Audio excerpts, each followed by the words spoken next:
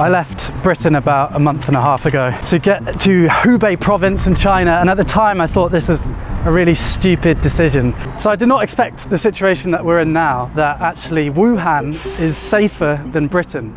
How has China taken control of this crisis? Well, I've been living in Shanghai with Wuming for the last 3 weeks. I want to show you a bit of an insight into life here in China at the moment, and in particular 3 things the Chinese government have done to control the crisis that I think would be pretty hard in Britain. It's not all sunshine and daffodils. I'll talk a bit about the darker side at the end of the video. The Chinese government collect an immense amount of data about their citizens, and they're using it in novel ways to tackle the coronavirus.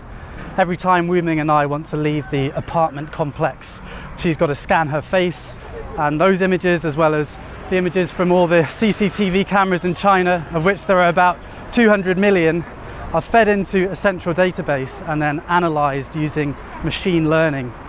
So it means basically if you're in sight of a camera with about 5 on this crossroads, then it's likely that the Chinese government have analysed your face and know where you are. Another big source of data is the WeChat app. You might have heard of it. So that's WeChat. It's social media and your debit card all rolled into one super app, which is really convenient, but obviously also tracks. So the state know where you are, what you've bought, and what you're saying to friends. That's just the status quo, and the Chinese people generally know about this. The images you see are actually from the state media. But they're using this data to try the highest tech epidemic control ever attempted.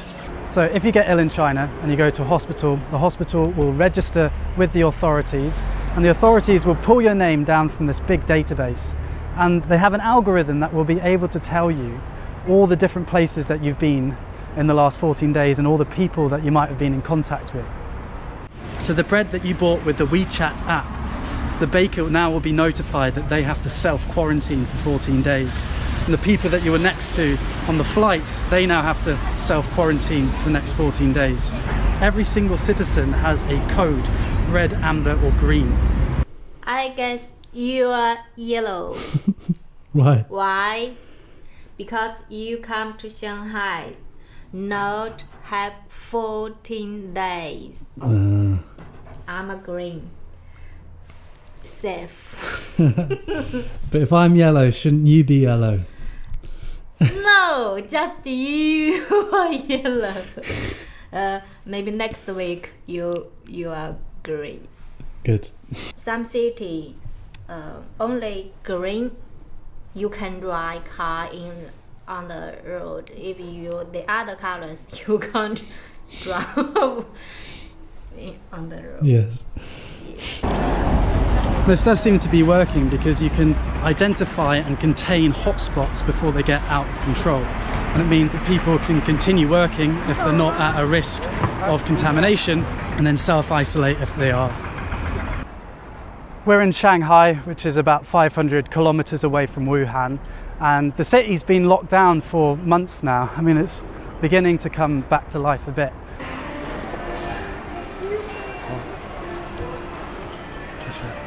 Last time I was here, there was basically no one here, so it's good the city's beginning to open up a bit. But generally you're not allowed to eat in the restaurants, you're allowed to buy takeaway, but you're not allowed to sit down and eat.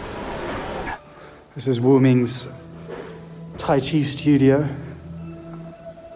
My name is Wuming. I'm a Tai Chi teacher. This is my Tai Chi school because virus, so we can't teach our student. I don't know when we can open the door welcome my student. Maybe next, maybe month. So I'm wait. Somebody give me repeat.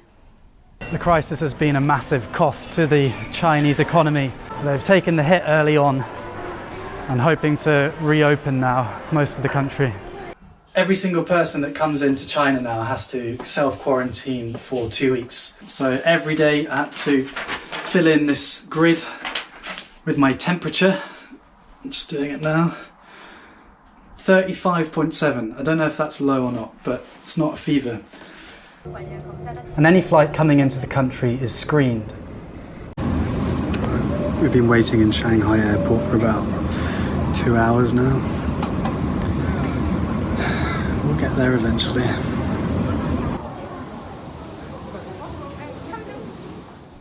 Compare that to Britain, where many flights left Italy, the centre of the European outbreak. On arrival, not even temperatures were taken. Controls were even tighter in Wuhan and Hubei, where you basically weren't allowed to leave the house, and you could only drive with a special permit. It's been the most aggressive disease control attempt ever in history. And it does seem to be working, because if people stay at home, the only people they can infect are their families, and then the transmission of the virus stops.